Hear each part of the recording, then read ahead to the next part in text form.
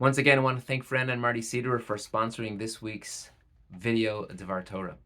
So we're told about a special mitzvah when you build a home. In this week's parsha, build a fence around your roof. And we're also familiar with another mitzvah. When you build a home, place a mezuzah on every doorpost. But there's a third mitzvah to do, not found in the Torah. But when you build a new home, you make a shechianu. You make a bracha.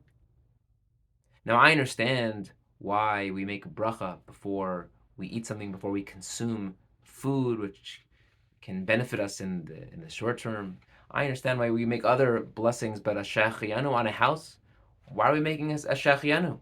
It seems out of place. It's just some wood, some plaster, some concrete thrown together. Yes, it looks beautiful, but at the end of the day, it's just chomer, it's just material, just physical. The Medrash Tanchuma says when you build a new house, you make the bracha of shechianu in order to give nachas to God. Kedei shetei nachas ruach liyotzro. But only this bracha God gets nachas from? Doesn't God get nachas from every time we do a mitzvah?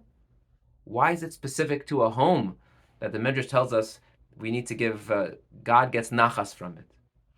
Ksav Sofer explains that the nachas that God receives when we build a new home is the pledge and the commitment that we intend to fill that home with everything that encapsulates what it means to be a Jew. We're going to make sure that there is a fence around our roof. We're going to make sure that there are mezuzahs on every doorpost in our home, in every room. We're going to make sure that it's a house that a bayis malei sfarim, full of books, and it's going to be a beis vad l'chachamim, a place where scholars frequent, and of course a place where orchim are always welcomed. When we have those intentions, when that house is built, that's why we make a shechianu. So in other words, when we make that bracha of shechianu, we are pledging to HaKadosh Baruch Hu that our kavanah, our intent is to use this brick and mortar, this plywood, this plaster, this concrete, the rebar, roofing, shingles, whatever it is, we're going to use it to glorify Hashem.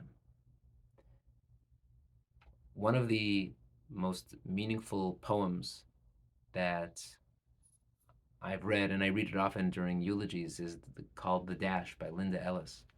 And the focus is when you read someone's tombstone, you see the dates of from beginning to end, when they lived and when they died.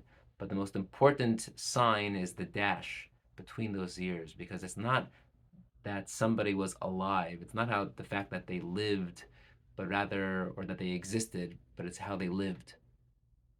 The most important thing in our lives is what we fill it with.